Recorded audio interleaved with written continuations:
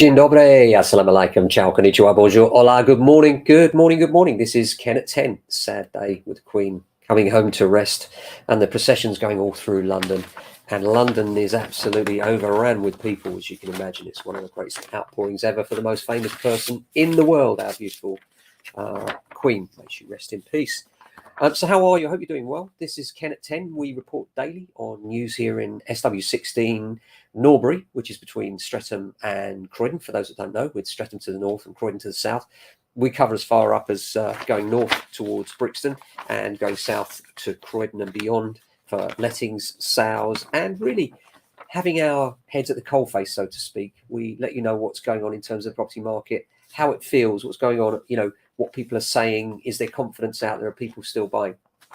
And the truth is, we're finding a lot of vendors are hesitant about deciding to sell. We just had one withdrew yesterday on the basis that they just felt that they weren't sure about fuel costs and interest rate rises and everything else. And you can understand it, can't you? It's an anxious time for all of us. And with average rents have gone absolutely nuts. Just reading this from the Evening Standard, the cheapest London rent is now £1,200 per calendar month. And the average monthly rent of a flat in the most expensive part of London is now £4,000 per calendar month. And the borough of Westminster, the average flat rent was let to £3,971 per calendar month. At 12 of London's 33 boroughs, the rent is now exceeding £2,000 per calendar month.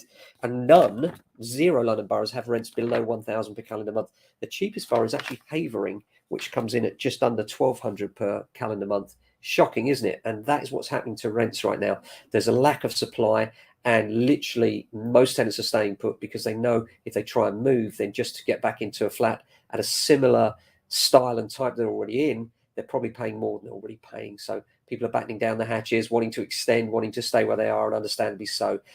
Crazy, absolutely crazy. As far as the sales market is concerned, there's a real undersupply. So when we are getting stock available, we're still getting viewings. We're still finding that certain pockets are particularly busy. With us, it's the first-time buyer and buy-to-let investor-type properties, particularly small freehold houses between 4 and 700,000, and also lots of properties often the semi-detached with garages to the side are proving really popular as well. One of the most popular requests we have is 3-bed semi-detached house with a garage to the side. People like the idea of having the P word, potential. Yes, it's great if you've got the 5-bedroom with the extension over the garage and the kitchen extension, but what people really do get excited about is the opposite, the one that's a bit tatty, needs some work, that they can make their own indelible mark on and make it their own home exactly the way they want it, even though in many cases we find that those houses come at a premium, almost a reverse premium. What do I mean by that? Well, to buy a house that needs some modernization, that's 3-bed semi,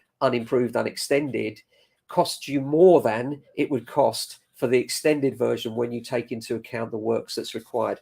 Sounds crazy, I know, but it's all about the affordable point, getting into the market at the point where you can afford. It might well be that the house is worth 800,000 when done, but your mortgage capability is only up to 650. Therefore, you'd rather have one unextended and then make those improvements later on. That's true for the vast majority of people we've got registering at the moment.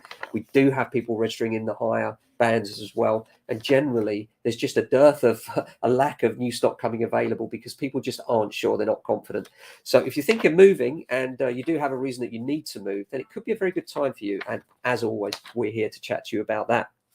Apart from that, middle of the week, how are you feeling about that? Some people feel it's a bit of a frustrating time, neither the beginning nor the end. For us, it's a time of getting organized. We've got a huge push in terms of promotion today and yesterday, getting out lots and lots of new stuff to help us obtain a larger share of the ever shrinking market at the moment, it seems. So I hope you're doing well. And that's it for today. We'll be back tomorrow with another edition. Until then, stay safe, look after yourselves, if you can, your family and friends. Until then, ciao.